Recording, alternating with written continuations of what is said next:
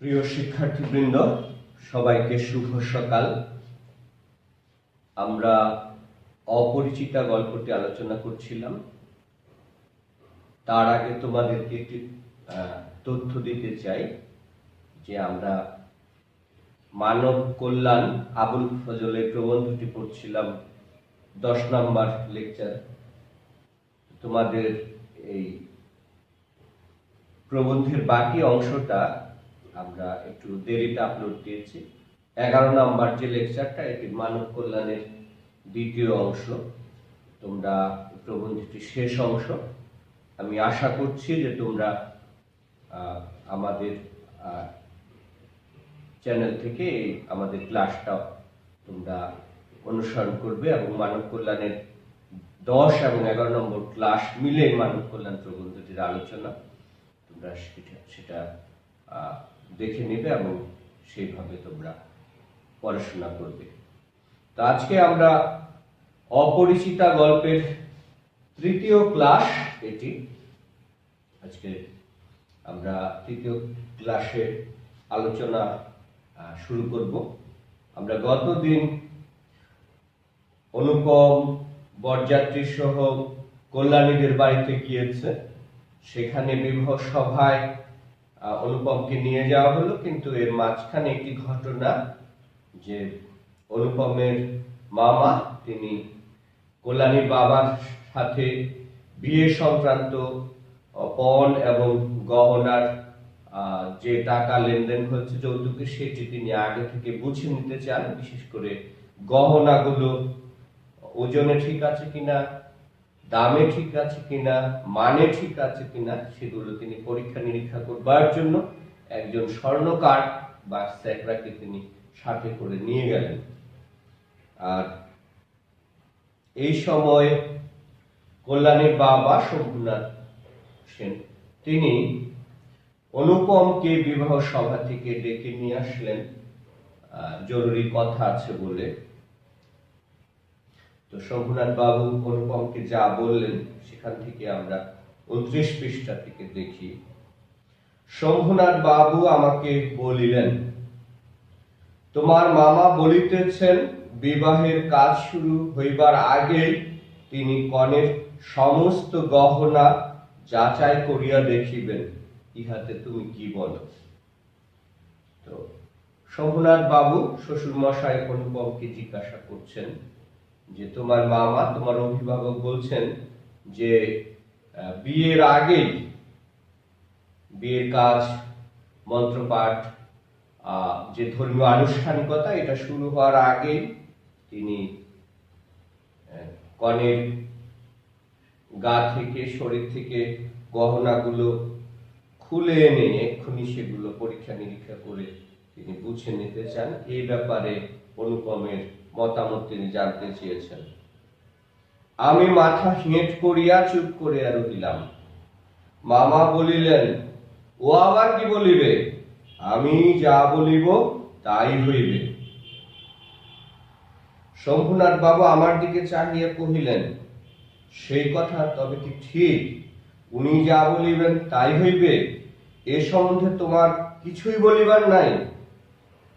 আমি একটু ঘাড় নাড়া ভঙ্গিতে ইঙ্গিতে জানাইলাম, এসব কথায় আমার সম্পূর্ণ অনধিকার। আচ্ছা তবে বসো, মেয়ের গা হইতে সমস্ত গহনা খুলিয়া আনিতেছি। এই বলিয়া তিনি উঠিলেন। শম্ভুনাথ বাবু আশা করেছিলেন, যেহেতু অনুপম IABMA পাশ করেছে, শিক্ষা জীবনের সমস্ত ডিগ্রিগুলো তার নেওয়া আছে, অনুপম হয়তোবা এই বিয়ের আগ মুহূর্তে কনের গা থেকে গহনা খুলে আনার যে বিব্রতকর একটা অবস্থা, পরিস্থিতি তৈরি হয়েছে, অনুপম অন্তত এই ব্যাপারে একটা সঠিক সিদ্ধান্ত নিতে তাকে সাহায্য করতে পারে। অনুপম হয়তো তার মামাকে বুঝিয়ে বলতে পারে যে ঠিক আছে, বিয়েটা আগে হোক, পরে গহনাগুলো যাচাই বাছাই করে নেওয়া যাবে। তো অনুপমের যে ব্যক্তিত্বহীনতা এবং তার মত প্রকাশের কোনো রকম যে স্বাধীনতা নাই, এবং তার এই এত বড় শিক্ষিত, এত বেশি শিক্ষিত একজন মানুষের কাছ থেকে যে পরিমাণ ব্যক্তিত্ব শম্ভুনাথ বাবু আশা করেছিলেন, তার কিছু কানাকড়ি মাত্র তার মধ্যে ছিল না, পাওয়া গেল না। তিনি অনেকটা হতাশ হয়েই বললেন, ঠিক আছে, তাহলে আমি এক্ষুনি গিয়ে গহনাগুলো নিয়ে আসছি। মামা বলিলেন, অনুপম এখানে কি করিবে? ও সভায় গিয়ে বসুক। শম্ভুনাথ বলিলেন, না, সভায় নয়, এখানেই বসিতে হইবে। কিছুক্ষণ পরে তিনি একখানা গামছায় বাঁধা গহনা আনিয়া তক্তপোষের উপর মেলিয়া ধরিলেন। সমস্তই তাহার পিতামহীদের আমলের গহনা, হাল ফ্যাশনের সূক্ষ্ম কাজ নয়, যেমন মোটা তেমনি ভারী।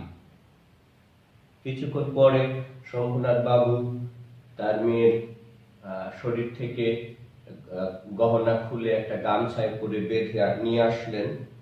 এই গহনাগুলো তার পিতামহের আমলের পূর্বপুরুষদের গহনা, বাড়ির ঐতিহ্য হিসেবে আছে। এগুলোর মধ্যে হয়তো আধুনিক যে ডিজাইন, আধুনিক যে ফ্যাশন সেটা নয়, কিন্তু এগুলো অনেক মোটা এবং ওজনে অনেক ভারী। স্যাকরা গহনা হাতে তুলিয়া লইয়া বলিল, এ আর কি দেখিব? ইহাতে খাদ নাই, এমন সোনা এখনকার দিনে ব্যবহারই হয় না। স্যাকরা স্বর্ণকার পাকা জহুরি, সে গহনা দেখে বলল যে এইসব গহনা, এগুলো আর পরীক্ষা নিরীক্ষা করবার কিছু নেই, কোষ্ঠী পাথরে যাচাই করবার কিছু নেই। এত খাঁটি সোনা এখনকার দিনে আসলে ব্যবহারই হয় না, এত ভালো মানের স্বর্ণ। এই বলিয়া সে মকর মুখা মোটা একখানা বালায় একটু চাপ দিয়া দেখাইল, তাহা বাকিয়া যায়। মামা তখনই নোট বইয়ে গহনাগুলির ফর্দ টুকিয়া লইলেন। পাছে যাহা দেখানো হইল তাহার কোনটি কম পড়ে। হিসাব করিয়া দেখিলেন, গহনা যে পরিমাণ দিবার কথা, এগুলির সংখ্যায়, দরে এবং ভারে তার অনেক বেশি। তো মামা সন্দেহপ্রবণ একজন মানুষ, অন্যকে অবিশ্বাস করা তার চিরকালীন এক ধরনের ধর্ম বা বৈশিষ্ট্য। এই কারণে তিনি আবার একটা নোটবুক এনেছেন, খাতা এনেছেন, যে গহনাগুলো দেখানো হলো সেগুলোর সংখ্যা, পরিমাণ, ওজন লিখে রাখবেন। তো দেখা গেল যে এখানে তাদের বিয়ের লেনদেনের সময় যে পরিমাণ গহনা, যে পরিমাণ স্বর্ণ নির্ধারিত ছিল, ঠিক হয়েছিল, এগুলো ওজনে এবং সংখ্যায়ও বেশি, ওজনেও বেশি এবং মানের দিক থেকে অনেক ভালো। গহনাগুলির মধ্যে একজোড়া ইয়ারিং ছিল। শম্ভুনাথ সেইটে স্যাকরার হাতে দিয়া বলিলেন, এইটে একবার পরখ করিয়া দেখো। স্যাকরা বলিল, ইহা বিলাতি মাল, ইহাতে সোনার ভাগ সামান্যই আছে। শম্ভুনাথ বাবু ইয়ারিং জোড়া মামার হাতে দিয়া বলিলেন, এটা আপনারাই রাখিয়া দিন। স্যাকরা গহনা পরীক্ষা নিরীক্ষা করবার এক সময়ে শম্ভুনাথ বাবু একটা কানের দুল ইয়ারিং দিয়ে স্যাকরাকে জিজ্ঞেস করলো যে, আচ্ছা, এই গহনাটা একটু পরীক্ষা করে দেখেন তো কি অবস্থা এটার। স্যাকরা দেখার আগেই বলল, এটা আসলে বিলাতি মাল, বিলাতের, ইংল্যান্ডের তৈরি। এটার মধ্যে স্বর্ণের পরিমাণটা খুব সামান্যই, এটা খাঁটি বেশি। এবার শম্ভুনাথ বাবু ইয়ারিংটা মামার হাতে দিয়ে বললেন, এটা আপনারাই রেখে দিন, এটা আপনাদেরই, আপনারাই রেখে দিন। ছুটিয়া আসিলেন মামা সেটা হাতে লইয়া দেখিলেন, এই ইয়ারিং দিয়াই কনেকে তাহারা আশীর্বাদ করিয়াছি। মামার মুখ লাল হইয়া উঠিল। দরিদ্র তাহাকে ঠকাইতে চাহিবে, কিন্তু তিনি ঠকিবেন না, এই আনন্দ সম্ভোগ হইতে বঞ্চিত হইলেন এবং তাহার উপরেও কিছু পাওনা জুটিল। অত্যন্ত মুখ ভার করিয়া বলিলেন, অনুপম, যাও, তুমি সভায় গিয়ে বসোগে। শম্ভুনাথ বলিলেন, না, এখন সবাই বসিতে হইবে না, চলুন আগে আপনাদের খাওয়াইয়া দিই। মামা বলিলেন, সে কি কথা, লগ্ন? শম্ভুনাথ বাবু বলিলেন, সেজন্য কিছু ভাবিবেন না, এখন উঠুন। মামার এক ধরনের বিশ্বাস ছিল যে কল্যাণীর বাবা হয়তো তাকে ঠকাবে, গহনা মানের দিক থেকে, ওজনের দিক থেকে, সংখ্যার দিক থেকে হয়তো ঠকাবে, এরকম একটা ভাবনা তার মধ্যে ছিল এবং তিনি এটা ধরে ফেলবেন এবং তারপরে তিনি কল্যাণীর বাবাকে অপমান করবেন। কিন্তু উল্টো ঘটনাটা ঘটলো। যে গহনাটার মধ্যে একটু ভেজাল বা মানের দিক থেকে নিম্নমানের, সেই গহনাটি আসলে তাদেরই দেওয়া। কনেকে আশীর্বাদ করবার সময় এটা অনুপমের মামাই কিনেছিলেন। সেই সময় আশীর্বাদের সময় এই গহনার এই ইয়ারিং দিয়ে বিনু দাদা কনেকে আশীর্বাদ করেছিলেন। সুতরাং এটি যখন স্যাকরার কাছে ধরা পড়লো যে এটা মানের দিক থেকে খুব বেশি ভালো না, মামা যেন প্রাকারান্তরে এক ধরনের অপমানিত হলেন। তো এখন মামা একটু তাড়াহুড়ো করতে লাগলেন বিষয়টাকে ধামা চাপা দেওয়ার জন্য। বললেন, ঠিক আছে অনুপম, তুমি এখন সবাই যাও, একটু পরে আমরা বিয়ের যে আনুষ্ঠানিকতা সেটা শুরু করব। কিন্তু শম্ভুনাথ বাবু যেন বেঁকে বসলেন। তিনি বললেন, না, এখন সবাই যাইতে হইবে না, চলুন আগে আপনাদের খাওয়াইয়া দিই। তো এটি আসলে অবাক হবারই মতো ঘটনা। সাধারণত আগে মন্ত্র, ধর্মীয় আনুষ্ঠানিকতা এগুলো সম্পন্ন হওয়ার পরে বর এবং কনেকে খাওয়ার ব্যবস্থা করা হয় বরযাত্রীদের। এখানে তার উল্টোটাই হচ্ছে, বিয়ে কখন হবে সেটা নিয়ে কোনো আলোচনা হচ্ছে না, বরং খাওয়ার বিষয়টি শম্ভুনাথ বাবু আগে তাড়া দিচ্ছেন সবাইকে। লোকটি নেহাত ভালো মানুষ ধরনের, কিন্তু ভিতরে বেশ একটু জোর আছে বলিয়া বোধ হইল। বাবাকে উঠিতে হইল। বরযাত্রীদেরও আহার হইয়া গেল। আয়োজনের আড়ম্বর ছিল না, কিন্তু রান্না ভালো এবং সমস্ত বেশ পরিষ্কার পরিচ্ছন্ন বলিয়া সকলেরই তৃপ্তি হইল। শম্ভুনাথ বাবুকে মামা যতটা তেলছিন, নির্বিবাদী, সাদাসিধে ভেবেছিলেন, আসলে তিনি এত নির্লিপ্ত বা এত নরম মানুষ নয়। তার মধ্যে যে দৃঢ় ব্যক্তিত্ব রয়েছে সেটার কাছে মামা যেন পরাজিত হলেন। এই কারণে তার কথাকে অগ্রাহ্য করতে পারলেন না। মামা এবং বরযাত্রীরা সবাই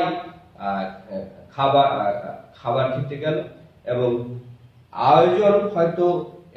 আয়োজনের মধ্যে এত বাড়াবাড়ি ছিল না, কিন্তু রান্নাটা খুবই ভালো হয়েছে এবং বেশ পরিষ্কার পরিচ্ছন্ন, রান্না খুব ভালো। সবাই একেবারে তৃপ্তি নিয়ে আহার করলো, খাওয়া দাওয়া শেষ করলো। বরযাত্রীদের খাওয়া শেষ হইলে শম্ভুনাথ বাবু আমাকে খাইতে বলিলেন। মামা বলিলেন, সে কি কথা, বিবাহের পূর্বে বর খাইবে কেমন করিয়া?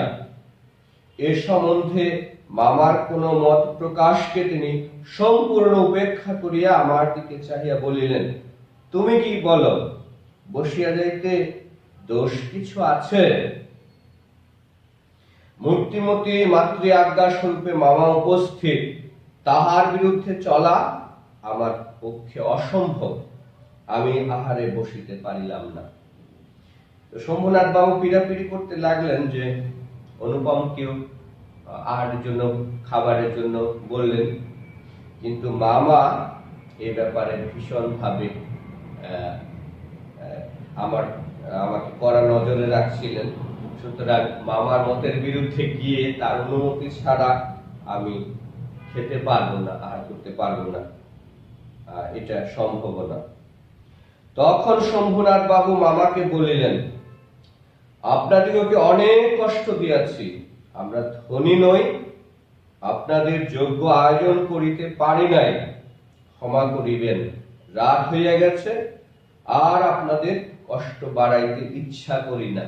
এখন তবে মামা বলিলেন, তা সবাই চলুন, আমরা তো প্রস্তুত আছি। শম্ভুনাথ বলিলেন, তবে আপনাদের গাড়ি বলিয়া দিই। মামা আশ্চর্য হইয়া বলিলেন, ঠাট্টা করিতেছেন নাকি? শম্ভুনাথ কহিলেন, ঠাট্টা তো আপনি করিয়া সারিয়াছেন, ঠাট্টার সম্পর্কটাকে স্থায়ী করিবার ইচ্ছা আমার নাই। এই অংশটুকু খুবই গুরুত্বপূর্ণ বা আমার এই উক্তিটুকু। ঠাট্টা তো আপনি করিয়া সারিয়াছেন, ঠাট্টার সম্পর্কটাকে স্থায়ী করিবার ইচ্ছা আমার নাই।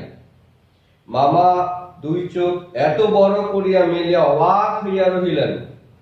শম্ভুনাথ কহিলেন, আমার কন্যার গহনা আমি চুরি করিব, এ কথা যাহারা মনে করে তাহাদের হাতে আমি কন্যা দিতে পারি না। তো মামা ভেবেছিলেন যে শম্ভুনাথ বাবুর অর্থনৈতিক অবস্থা যেহেতু খুব বেশি একটা ভালো না, তাই পণের যে টাকা এবং গহনা প্রতিশ্রুত যে টাকা দেবার কথা ছিল, এগুলাতে হয়তোবা তিনি বর পক্ষকে ঠকাতে পারেন। এই কারণে মামা একটা বিব্রতকর পরিস্থিতি তৈরি করেছে। কনের সাজানো, কনে বধূ সাজানো, বধূ বেশে সাজানো, তার কাছ থেকে গা থেকে শরীর থেকে গহনা খুলে এনে সেগুলো পরীক্ষা নিরীক্ষা করানো, এটা শম্ভুনাথ বাবুর কাছে মনে হচ্ছে এটা একটা অনেক বড় একটা অপমানজনক একটা ঘটনা। এবং যারা এরকম হীন মানসিকতা, চিন্তা চেতনার দিক থেকে সংকীর্ণ চিন্তা চেতনা লালন করে, নিচু মানসিকতা যাদের, তাদের পরিবারের মেয়ে বিয়ে দিলে এই বিয়েটা যে খুব বেশি সংসারটা যে সুখের হবে না, সেটা তারা আজ করতে পেরেছেন। তাই বাবা এবং কন্যা মিলে যেন একটা চূড়ান্ত সিদ্ধান্ত তারা নিয়ে নিয়েছেন যে না, এই পরিবারে মেয়ে বিয়ে দেওয়া যাবে না। তাই তিনি বরপক্ষকে সম্মানের সহিত খাওয়া দাওয়া করিয়ে গাড়ি ডেকে দেবার প্রসঙ্গ তুলেছেন। এখানে অনুপমের দুর্ভাগ্য যে বেচারা তার আর খাওয়া হলো না, না খেয়ে তাকে ফিরে আসতে হচ্ছে। আমাকে একটি কথা বলাও তিনি আবশ্যক বোধ করিলেন না, কারণ প্রমাণ হইয়া গেছে আমি কেহই নই। তারপরে যা হইল সে আমি বলিতে ইচ্ছা করি না। ঝাড় লণ্ঠন ভাঙিয়া চুরিয়া, জিনিসপত্র লন্ড ভন্ড করিয়া, বরযাত্রের দল দক্ষ যজ্ঞের পালা সারিয়া বাহির হইয়া গেল। অনুপমকে কিন্তু শম্ভুনাথ বাবু কিছুই বলিলেন না, কারণ তিনি বুঝতে পেরেছিলেন যে আসলে অনুপম একেবারেই ব্যক্তিত্বহীন, পৌরুষহীন। তার মধ্যে শিক্ষার যে আলো থাকবার কথা ছিল, শক্তি থাকবার কথা ছিল, দৃঢ়তা থাকবার কথা ছিল, সেগুলো তার কোনোটাই তার মধ্যে ছিল না। এই কারণে তিনি আর তার সাথে অনুপমের সাথে কোনো কথাই বললেন না। তো পরের যে ঘটনা, বিয়ে ভেঙে দেবার যে প্রতিক্রিয়া, সেটি খুবই দুঃখজনক এবং খুবই বলা যেতে পারে যে অনভিপ্রেত, অনাকাঙ্ক্ষিত।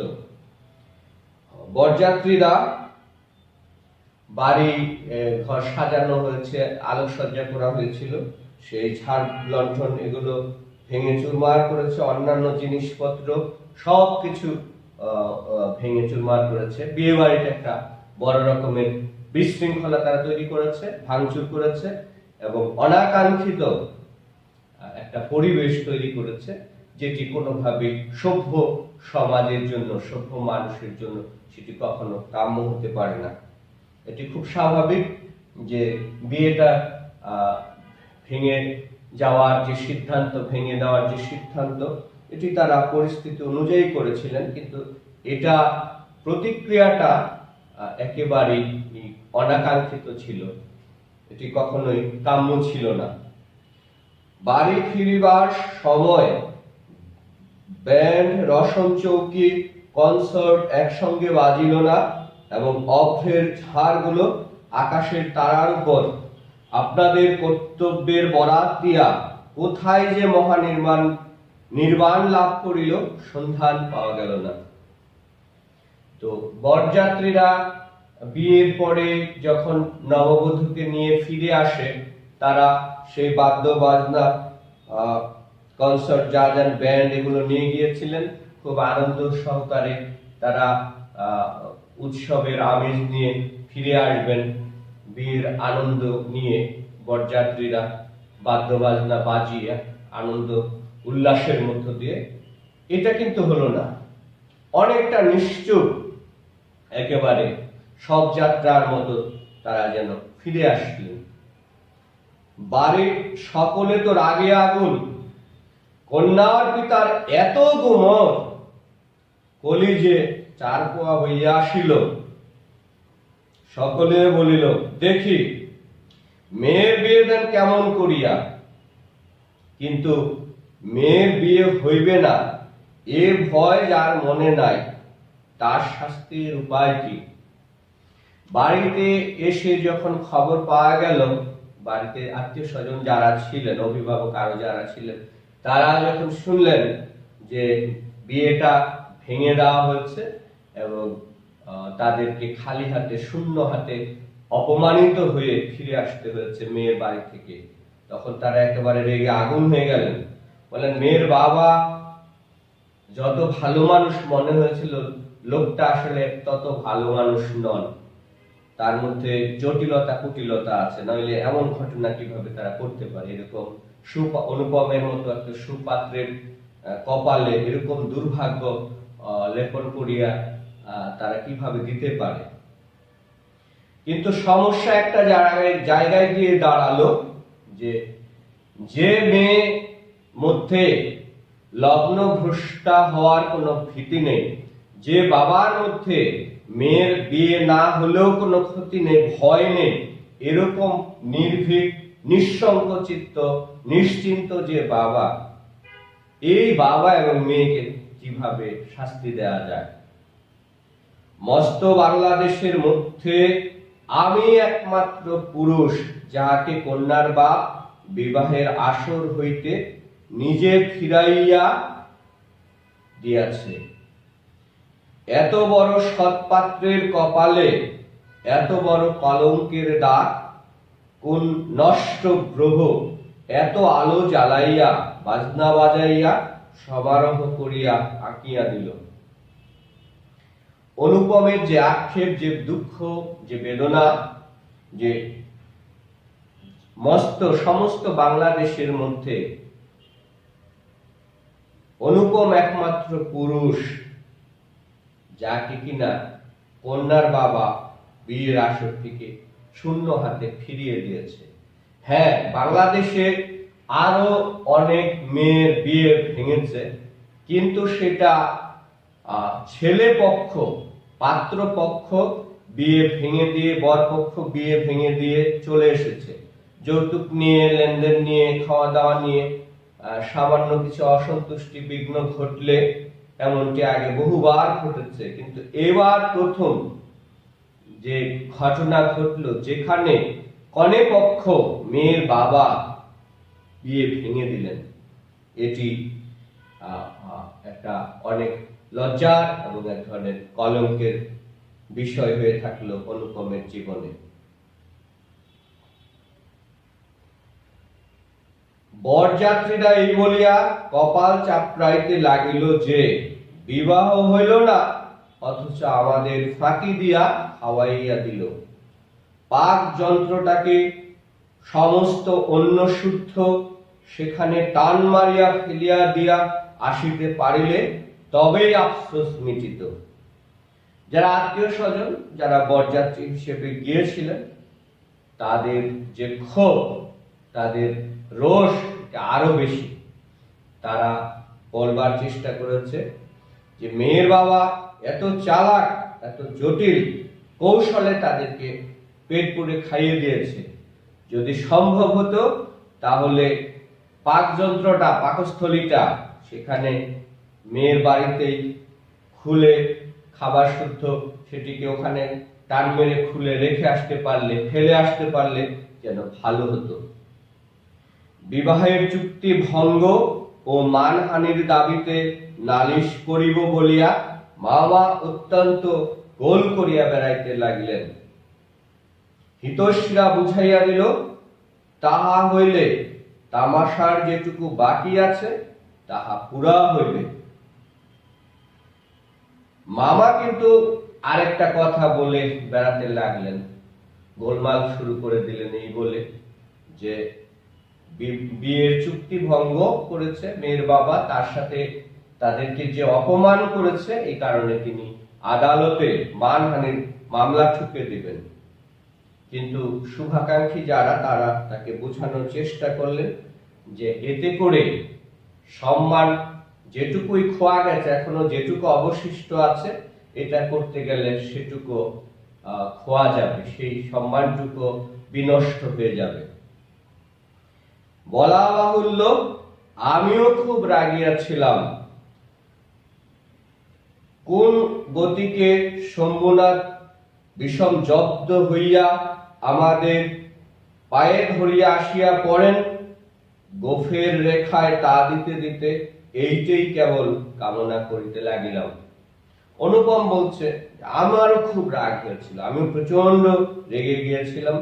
আমিও মনে মনে ভেবেছিলাম কিভাবে মেয়ের বাবাকে এমন জব্দ করা যায়, এমন শিক্ষা দেওয়া যায় যাতে করে মেয়ের বাবা নিজে এসে আবার অনুপমের সাথে মেয়েকে বিয়ে দেন। কিন্তু এই আক্রোশের কালো রঙের স্রোতের পাশাপাশি আর একটা স্রোত বহিতেছিল, যেটার রং একেবারেই কালো নয়। সমস্ত মন যে সেই অপরিচিতার পানে ছুটিয়া গিয়াছিল, এখনো যে তাহাকে কিছুতেই টানিয়া ফিরাইতে পারি না। অনুপমের একদিকে আক্রোশ, ক্ষোভ, রাগ, দুঃখ, অভিমান, আরেকদিকে কিন্তু ভালোবাসার ফল্গু ধারা হৃদয়ে বহিতেছিল। সেই যার সাথে তার বিয়ে ঠিক হয়েছিল, সেই অপরিচিতার জন্য তার ভিতরে যেন এক ধরনের ভালোবাসার ফল্গু ধারা স্রোত বইতেছিল। দেয়ালটুকুর আড়ালে রহিয়া গেল গো, কপালে তার চন্দন আঁকা, গায়ে তার লাল শাড়ি, মুখে তার লজ্জার রক্তিমা, হৃদয়ের ভিতরে কি যে তা কেমন করিয়া বলিব। অনুপম একবার দেখেছিল কপালে তার চন্দন আঁকা ছিল, বধূ বেশে সজ্জিত সেই কনেকে, হবু বধূকে সে দেখেছিল, লাল শাড়ি গায়ে ছিল, লজ্জারাঙা মুখখানি রক্তিম লাল হয়ে যাচ্ছিল বারবার। তার হৃদয়ে কি ছিল, সেই হৃদয়ের কথাটা অনুপম, সেই হৃদয়ের অনুরণন প্রতিধ্বনি যেন অনুপম শুনতে পেয়েছিল, অনুভব করবার চেষ্টা করেছিল। আমার কল্পলোকের কল্পলতাকে, বসন্তের সমস্ত ফুলের ভার আমাকে নিবেদন করিয়া দেবার জন্য নত হইয়া পড়িয়াছিল। যে হরিশ বিয়ের কথাবার্তা বলেছিল, তারপর থেকেই কল্যাণীর একটা প্রতিমা সে তিল তিল করে অনুপম নির্মাণ করেছিল, ছবি সে জলরঙে, হৃদয়ের জলরঙে এঁকেছিল। সেই কল্যাণীর সাথে তার বিয়েটা শেষ মুহূর্তে ভেঙে গেল। বিয়ের সভাতেও সে বসেছিল, একটু পরেই কনেকে নিয়ে আসা হবে, তারপর মন্ত্র পাঠের মধ্য দিয়ে, ধর্মীয় আনুষ্ঠানিকতার মধ্য দিয়ে তারা চিরকালের জন্য অবিচ্ছেদ্য বিবাহ বন্ধনে আবদ্ধ হবার যে কথা ছিল, সেই মুহূর্তে যে নারী, যে মেয়ে, যে কনে তার জন্য হৃদয় প্রস্তুত করেছিল, নিজেকে প্রস্তুত করেছিল, সেই মুহূর্তে তার বিয়ে ভেঙে গিয়েছিল। সেই মেয়ের কি অবস্থা, তার চিন্তা চেতনা মানসিকতার কি অবস্থা, মানসিক অবস্থা কি কিরকম বর্তমান পরিস্থিতিতে সে নিজেকে সামলাচ্ছে, সামাল দিচ্ছে, এরকম হাজারো প্রশ্ন যেন অনুপমের মনে ঘুরপাক খাচ্ছে। হাওয়া আসে, গন্ধ পায়, পাতার শব্দ শুনে, কেবল আর একটি মাত্র পা ফেলার অপেক্ষা। এমন সময়ে সেই এক পদক্ষেপের দূরত্বটুকু এক মুহূর্তে অসীম হইয়া উঠিল।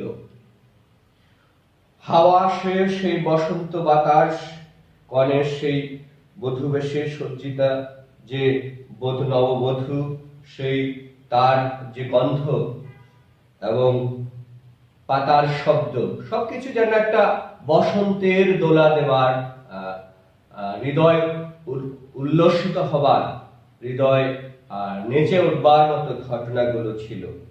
অনুপম এই বিয়ে নিয়ে, কল্যাণীকে নিয়ে এত দিন যা ভেবেছে, যে আনন্দ মধ্যে সে ছিল, যে আনন্দ যজ্ঞের মধ্যে সে ছিল, মুহূর্তের মধ্যেই যেন সেই আনন্দ যজ্ঞ থেকে এক ধরনের বিচ্ছেদের সাগরে সে নিমজ্জিত হয়েছে।